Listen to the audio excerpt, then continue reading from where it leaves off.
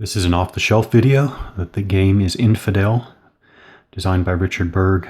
The subtitle is The Supremacy of Cavalry in the Crusader Era, 11th and 12th Century.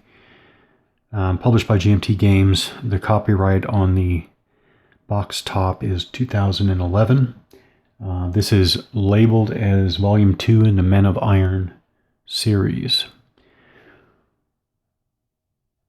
So I don't have any experience with the Men of Iron series. Don't have any first-hand experience with any of the Men of Iron type designs. So this will be the first. This is GMT labels this complexity 4 on a scale of 1 to 10. So this is going to be another attempt to see if, well, it is still an off-the-shelf video, but this is also an attempt to see how quickly, how easily, how smoothly one can slip into this game. Yeah. Okay, so everything I'm going to have to say here is from the perspective of someone going into this completely cold, which means that I may mention not finding a rule and then wind up finding the rule later. I may interpret something the first time through one way and later learn that it's not actually done that way at all. So this is truly a cold start. And it's probably even more so a cold start for me because I don't think I've ever played a Berg design. If I have played a Berg design, I didn't realize it and I don't remember it. So I can't even say that I have a feel for even what a Berg design is. So, well, hopefully I'll get that out of this experience. So, doing a little bit of checking online. I got the idea that I should start with this scenario. The scenario is Harran, Crusader Kingdoms of Antioch, Edessa, 7 May 1104. So I pull out the map labeled Harran, lay it out. This is about a 3/4, the play area on the map is about 3/4 of a standard map sheet. Very, very basic battlefield. You basically have a stream, the Balak stream here, which bisects the map from side to side almost perfectly. I don't see a compass rose or north-seeking arrow, so I'm not sure about that. But anyways, this is over here we have a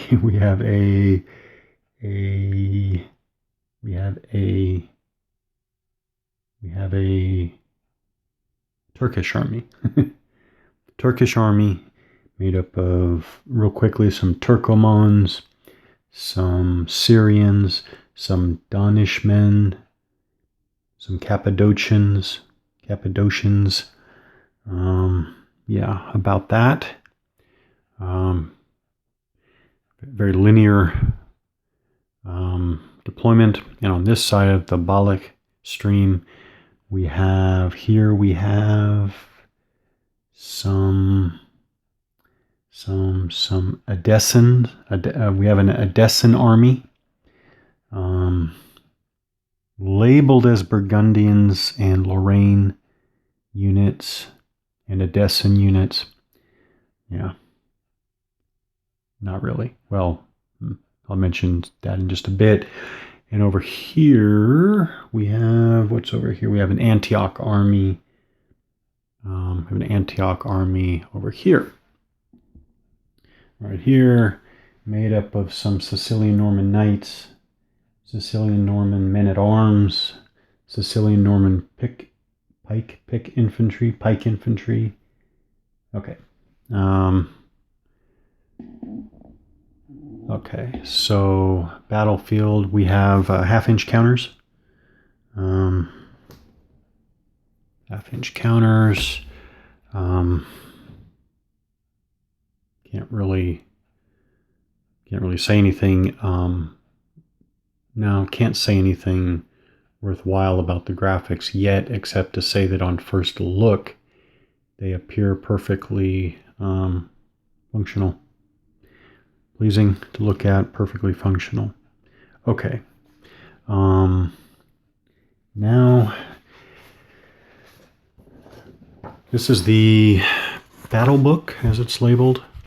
And we have Dorylaeum, Antioch, Ascalon, Harran, Montcassard, and Arsuf. So 6 battles. All right. So here's the battle book. It goes right into the battles, so it's not like there are any like game-specific or volume-specific rules first. It's just the battles and a counter manifest. Well, I guess there's a short preface. Maybe I should have read that at the beginning. Here's a note. So we have a preface of a few paragraphs. I guess maybe I should take a look at that later. Note on selecting units. Some units appear in more than one battle. They are made identifiable for scenario purposes by their command color stripe. I didn't even pay attention to that. Okay.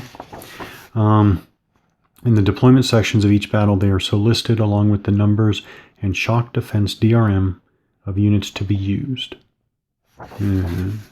Okay. All right. Well, anyways. Harran, historical background. Not very impressed because there's a formatting error and something that looks like a factual error. So, yeah, not impressed with historical background. Whatever. Playing time. Okay. So initial deployment. So again, not at all a recommendation, of course. I can't say I would ever recommend any person try to sit down with, frankly, any war game alone and try to figure it out on their own. But I thought that if any game was a good example of that, it would be this one. But not really. So I came here, I said, okay, Antioch Army. First of all, the second page of the scenario has this wonderful, by the way, full page, black and white, reduced image of the battlefield with the setup nicely explained. Great. Okay. Okay. Now, I went to the initial deployment, started with the Antioch Army.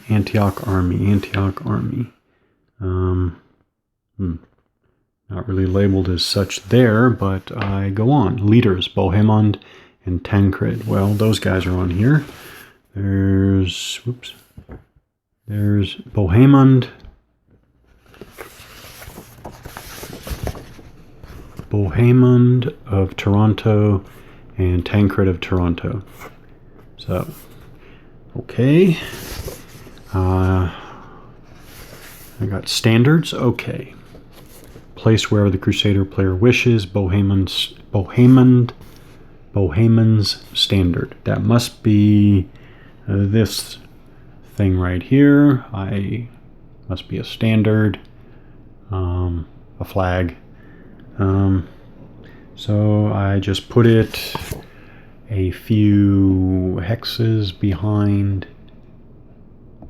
So this is where I put Bohemond in the center of his knights.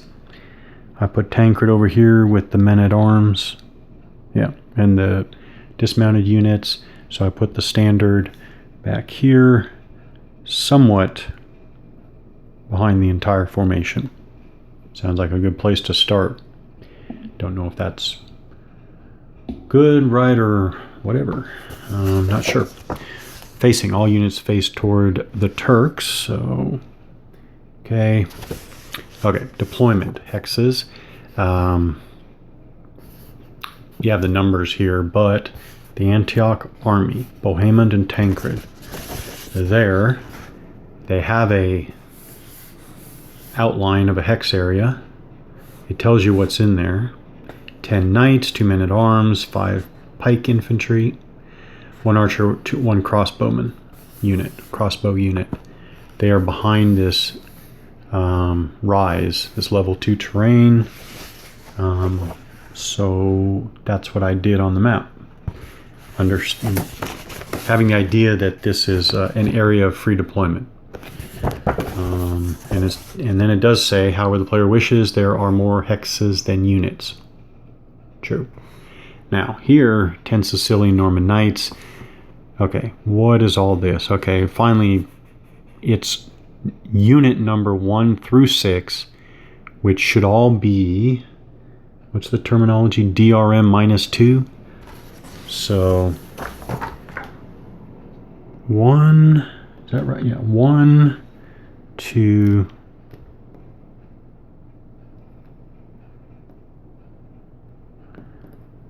okay, so without picking them all up, here is Sicilian. Yeah, I did that right. All right. So here's Sicilian Knight number 1. And right there. All right, you guys got the idea, but that's Sicilian Norman Knight 1. The 1 is in the top left. The -2 is in the top right. That is, so numbers 2 through 6 look identical, except that the unit ID up there is 2 through 6. So those units, numbers, specifically numbers 1 through 6, they are -2 DRM. What is this DRM, by the way? So we have our Infidel rule book. It's only 16 pages altogether, including page 16 as an extended sequence of play. Page 1, title and table of contents. So what is that? There it is. Shock Defense DRM. Shock Defense DRM, which what is are minus numbers good or are minus numbers bad? Shock Defense DRM. Shock Defense DRM. We have definitions and abbreviations, which is always nice, but I don't actually see Shock Defense DRM. I see DR or DRM, die roll modifier, obviously. I see shock, a term for hand-to-hand combat. Shock Defense DRM. Okay. What is good and what is bad? Okay. All right. Where would I use shock DRM? Go to the rules section 12, shock, page 9. 9, die roll modifiers. Okay. I'm assuming, okay, yes, the Defender Shock Defense DRM, there it is in a list of die roll modifiers for resolving shock, and it says all of the below are cumulative, plus DRMs favor the attacker, negative DRMs favor the defender. So the Defender Shock DRM, the Knight, -2, is, it favors the Knight, so it's good. So, yeah, it's good. Okay. All right. So you go, and then we have unit number 7 through 10 are -1 shock DRM, shock defense DRM, and that is true. Here is number 7. Let's pick up number 7 here, and 7 is -1, like that. So 7910, they're all -1. They're Sicilian Norman Knights.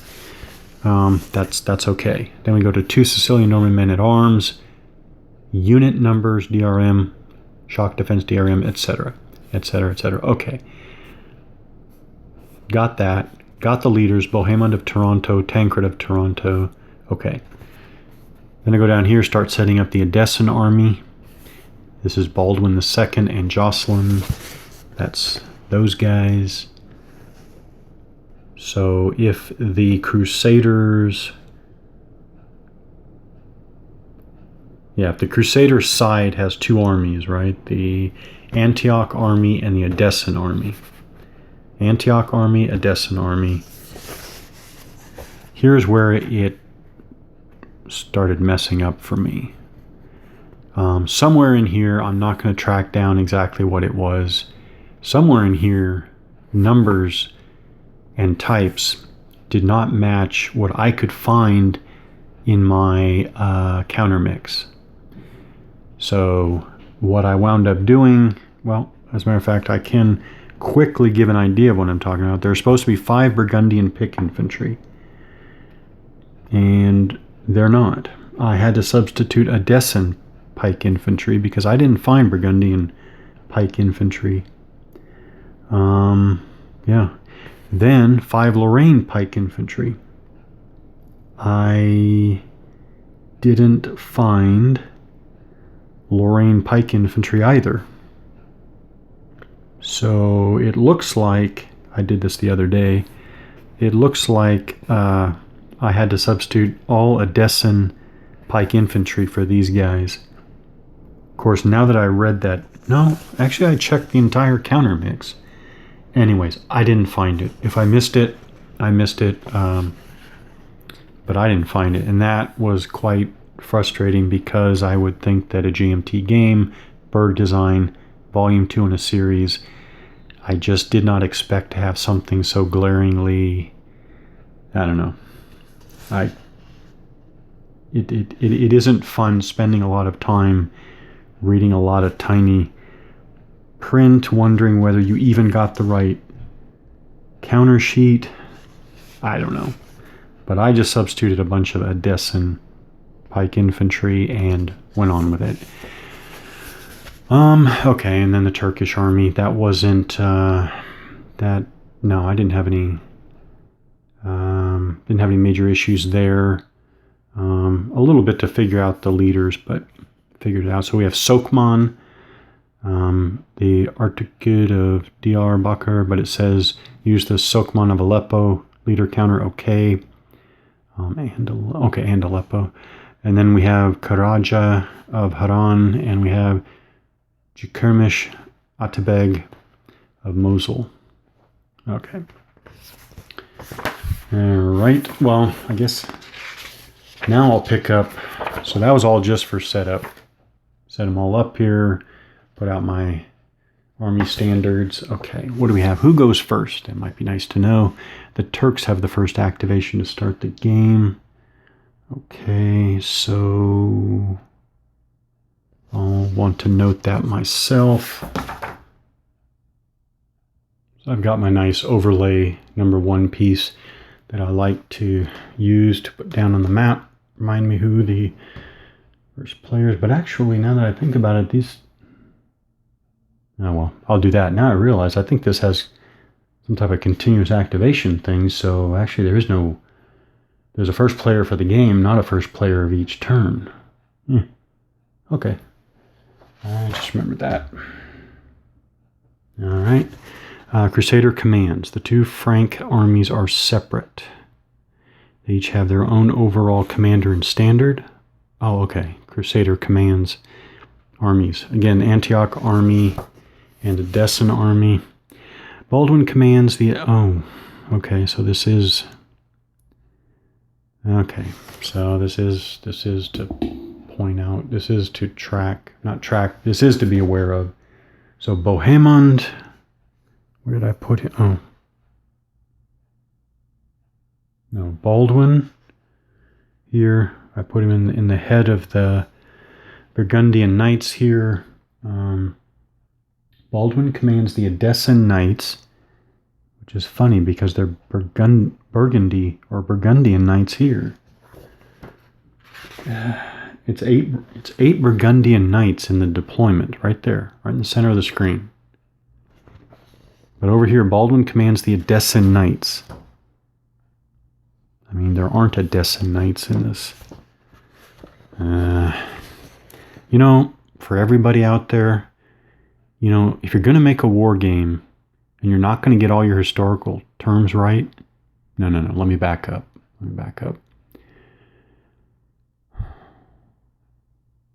If Edessan Knights is historically the same as saying Burgundian Knights, if it is the same, and there's some historical reason why you're using two different terms, then very clearly state that. Or use terms consistently, either all Edessan or all Burgundian. Or if you're not going to do those, if you're not going to use terms consistently, you're not going to explain your historical research, then drop all the references and just call them knights. Anyways, Baldwin commands the Edessan Knights, or in other words, the Burgundian Knights. Jocelyn commands the Edessan Infantry. Yeah, they are Edessan Infantry now, but that's because I had to substitute Edessan Infantry because I couldn't find Burgundian or Lorrainian infantry. Yeah, I know there's no Lorraine infantry. Bohemond commands the Antioch Knights. Oh, Bohemond.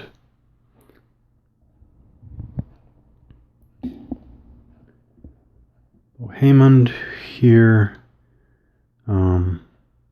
commands the Antioch Knights. That's okay, because this is the Antioch army, right? Yes, it's the Antioch army. Okay, they're labeled as Sicilian Norman, but you already told me this is the Antioch army. Okay, and the Antioch Knights, while Tancred commands the Antioch infantry. Okay, again, so it's Sicilian Norman on the pieces, but you already told me this is the Antioch army. Okay. Overall commander. Bohemond is the overall commander of the Antioch army. Baldwin II is the overall commander of the Edessan army. Sokman is the overall commander of the Turkish army. So obviously overall commander seems to have some significant game purpose or reference. The overall commander is the army commander. See section 5.1 real quickly. What can you learn if you look real quickly? Types of leaders, okay. Types of leaders, overall commanders. These command the entire army. Most OCs are also leaders, as evidenced by their command, stripe, and activation rating. Okay. Okay, so we have our leader counter. We have Baldwin II of Edessa. Name and the command stripe is that solid royal blue, or, well, blue. We've got nationality is Edessan. Nationality. Okay. Overall commander identified by the two stars on the left. Crusader Charisma. It doesn't have any Crusader Charisma. Okay. Crusader Charisma would be down here, but Baldwin II is blank. Does anybody... Nobody on this, okay, nobody in this battle on this battlefield has Crusader Charisma. Okay, you got your little shield there in the middle. Okay, lower right, the 7 in a black box is movement allowance. The 4 in a black circle, the smaller 4 in a circle is command range. And the 3 in a red box is activation rating. Okay, so this is where we know Baldwin II is also a formation leader. Like I said, well, the entire so Baldwin is the commander of the blue formation, and the entire Edessan army has the blue command stripe.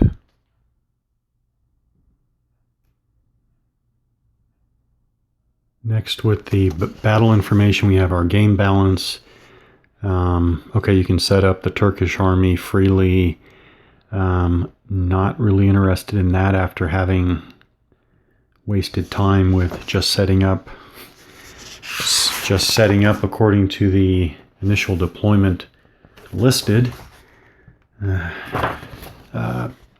then it says deploy anywhere south of the river Bolic stream.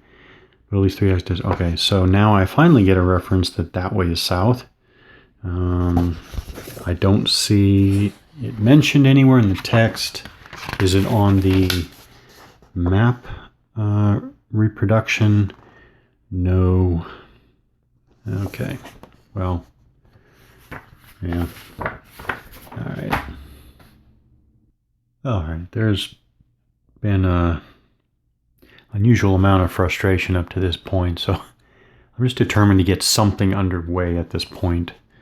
All right, so we know that the Turkish side is going to go first. How do I get started? As a matter of fact, let's see how understandable the extended sequence of play is on its own. Activation phase, phase A. Choose a command to activate or pass, and this may include a standard. I don't think I'm going to activate a standard at the beginning of the battle. If this is a free activation, I should probably know what a free activation is, but I doubt that the first one is a free well, actually, I guess the first one could be a free activation. I take that back. Okay, so I'm going to definitions and abbreviations. And free activation, a non-continuity, non-seized activation, which actually I guess this is a non-continuity, non-seized activation. It is a free activation if your opponent passes.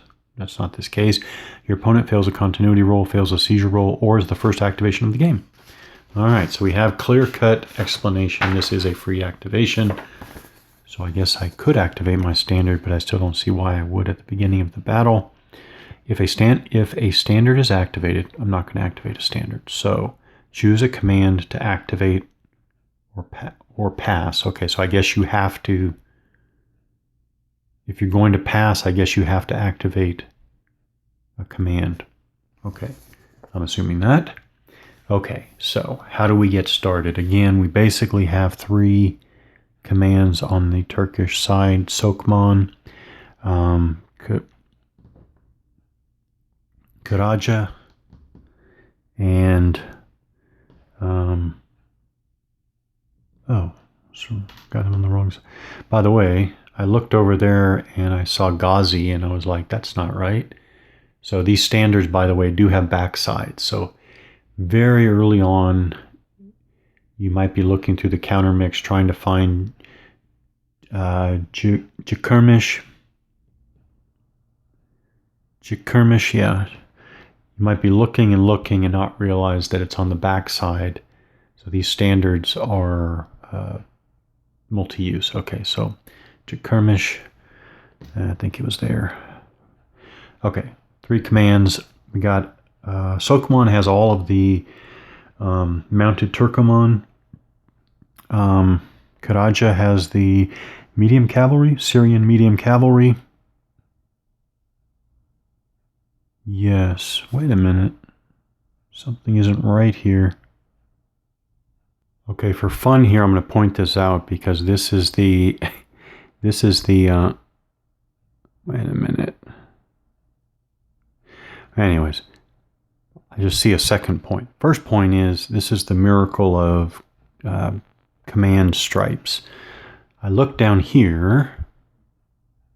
I was looking at Karaca's Syrian medium cavalry here, and this guy stuck out like a sore thumb because obviously he's a different command stripe. He's got that, I don't know what you'd call that, silver, I guess, which obviously doesn't match the blue of Karaca there. So actually, he belongs down the line that way. So I've got my deployment shifted here. I hope that's all that I've got. Anyways,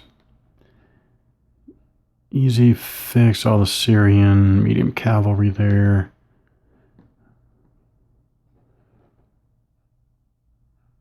So when looking at this, I just realized that these command stripes between Karaca and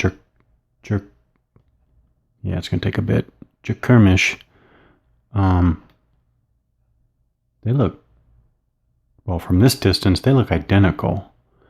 So, wonder if I missed something, but then I checked the counter mix. I don't know. I'm surprised. That's not very helpful at all.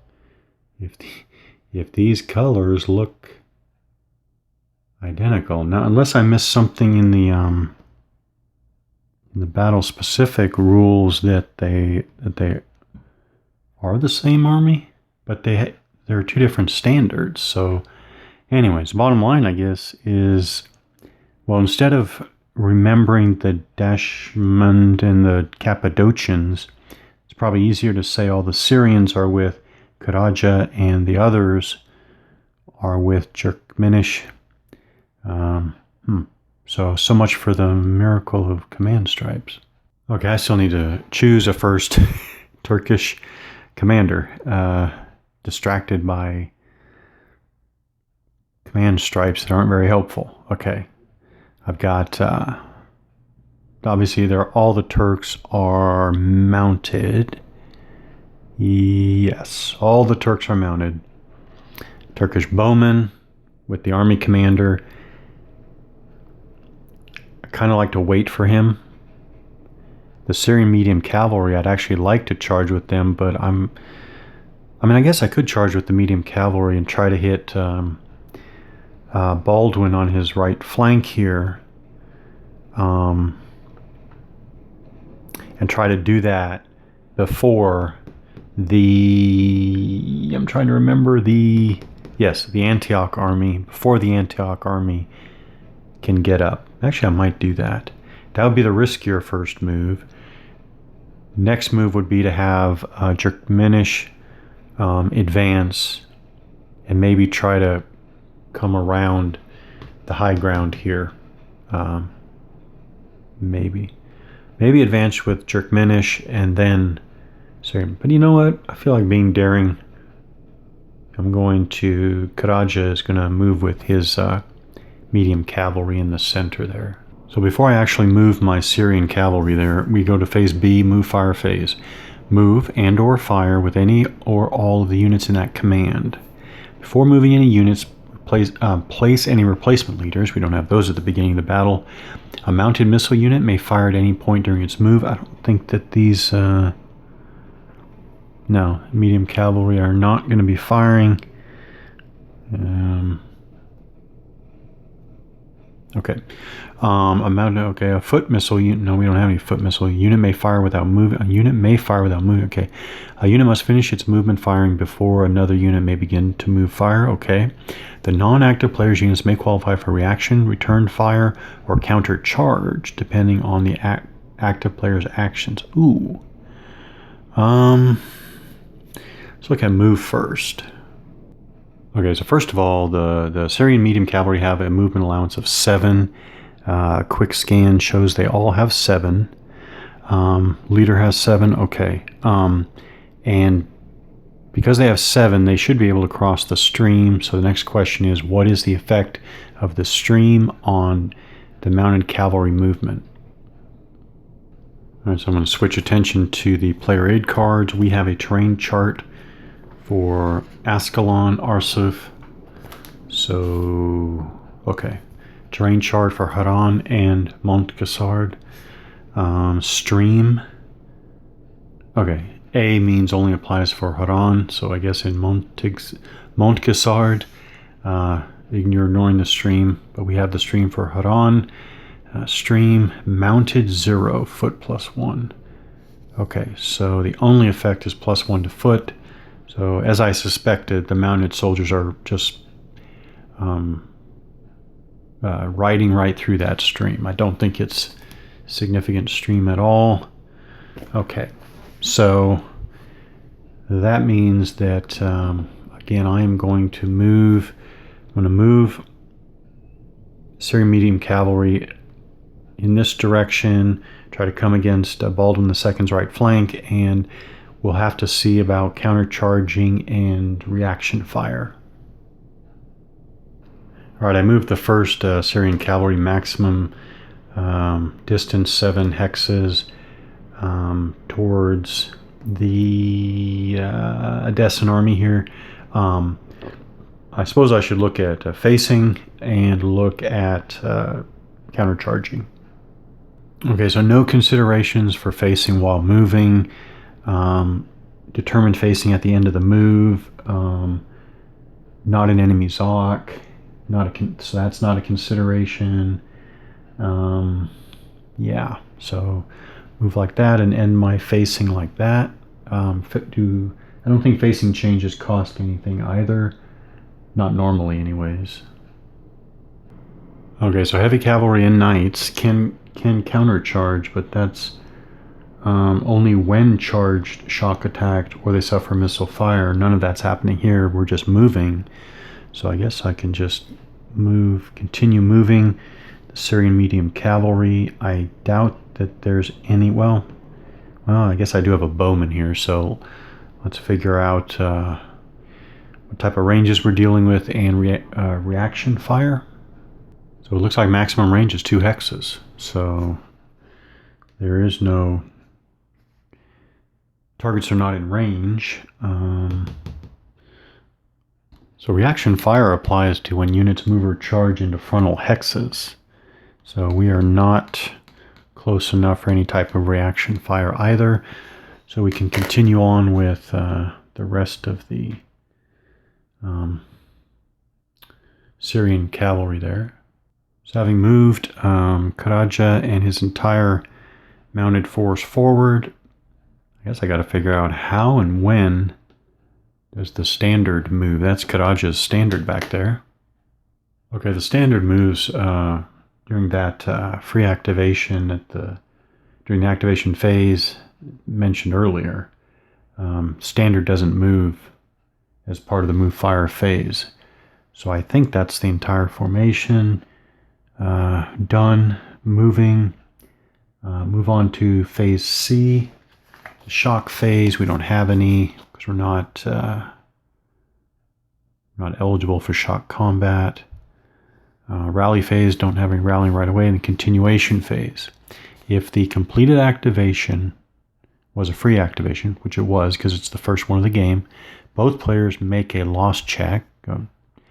There's no loss check worth doing at the beginning of the game, beginning of the battle. If the game does not end due to loss check, pass or choose another command to attempt to activate. So the same player? I guess the same player continuation phase. This cannot be the command that just went, so it can't be Karaja. Unless you have one command remaining. No, your opponent may attempt to seize continuity. This early in the battle, why would the Crusaders not attempt to seize continuity? Yeah, he has to try. So may attempt to seize continuity. Okay, just for clarity's sake, I think that the Turkish player is supposed to choose their next leader for continuity check. So it's Turkmenish here. Obviously he wants to close up or advance to cover Karaja's flank here. Then before you even test for that, the Crusader player is going to choose, I guess, Bohemond, Bohemond, to try to seize continuity. What I'm wondering at this point, I haven't even looked yet, is Bohemond and Tancred are leaders.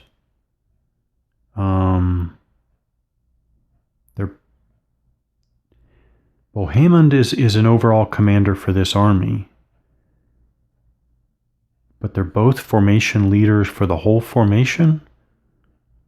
Or am I supposed to, again, remember Tancred leads the dismounted? It's probably that. Tancred leads the dismounted, Bohemond leads the mounted, and so I'm activating one or the other.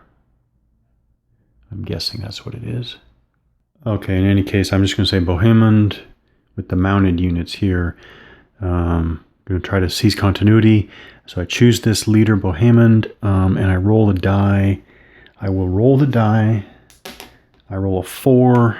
I think his activation rating is 4, but there are die roll modifiers. If successful, he's going to do a move fire phase Okay, well, first we'll figure out whether he succeeded or not. So I'm looking on the other player aid card. I've got a fire results table, fire range, DRM chart, DRMs for missile fire, weapons, system matrix for shock and charge.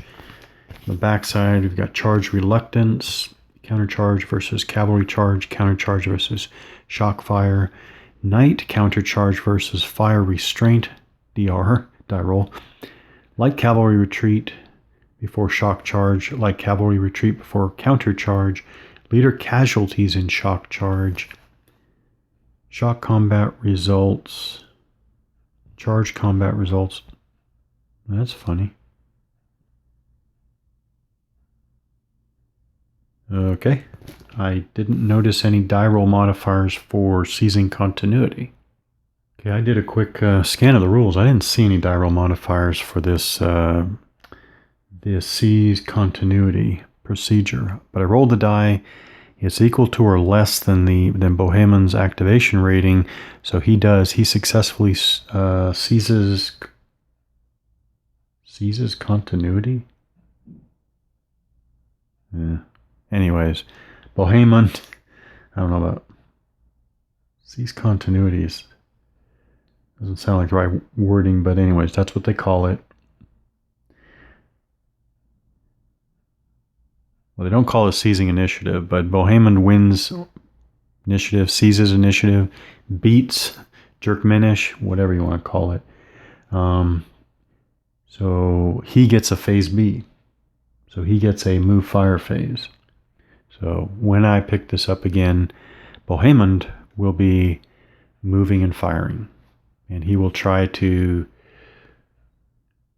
get at the Syrian medium cavalry that just advanced.